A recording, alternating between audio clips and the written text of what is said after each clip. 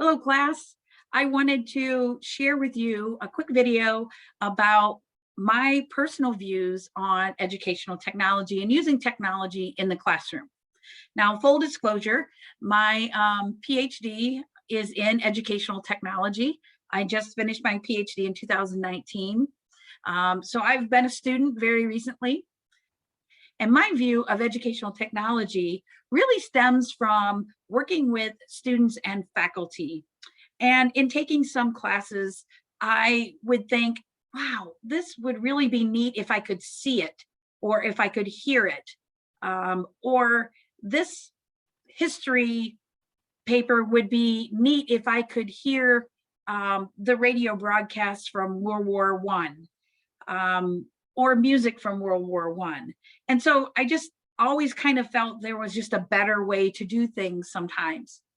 And from that, I attended a conference, and this was already when I was an educational technology student and fully engulfed in it.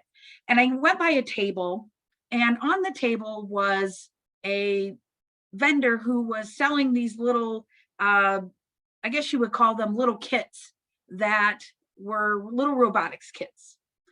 And they had some interesting things going on, and everything was made of cardboard. And one particular one struck me, and I went over, and it was made out of just old cardboard, and it was a house. And there was a little cardboard tree and a little cardboard bird in the tree. But when you open the little cardboard door, the little bird pecked. And I immediately thought to myself, the raven. And so when I asked the vendor who was standing there, she said, "You're absolutely right. And do you know what class that was for?" And I said, "No." And she said, "It was an English class." So the best way to teach Shakespeare and poetry to people who hate Shakespeare and poetry is allow them to build a robot. And I just thought to myself, that is so incredibly innovative and so neat that I'm excited to want to be innovators in that particular way.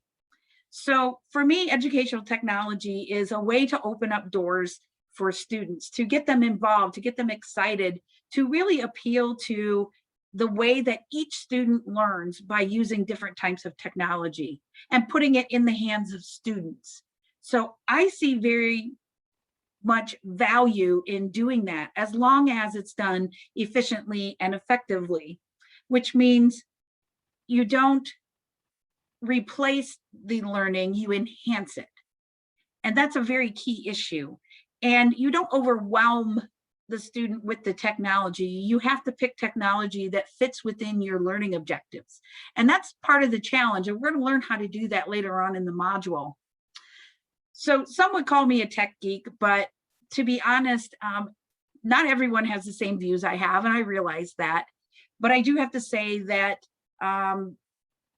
items that I suggested in January of 2020, such as jumping on a Zoom call when we had meetings rather than requiring people to drive an hour to get here, were looked at much differently after the pandemic hit.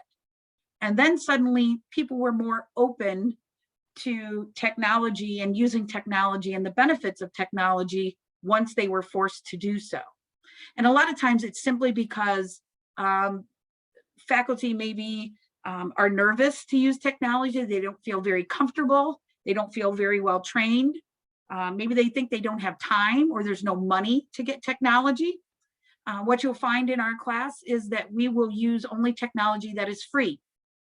So we try to break down those financial barriers. And then sometimes it's just folks have just stopped learning. I pursue lifelong learning, and that's the best way to always be prepared. You don't have to know every technology that comes out. You can get overwhelmed by that. But again, it's really picking and choosing what technology works for your students in any given school year at any given time, and being flexible to allow them to be curious and to learn in ways that's best for them. So I'm interested to hear how your technology experiences and your philosophy is. And again, it's okay if it's not the same as mine. It's okay if you hate technology. Hopefully by the end of the course, maybe you'll think a little bit differently about it. But again, I'm anxious to hear what you have to say.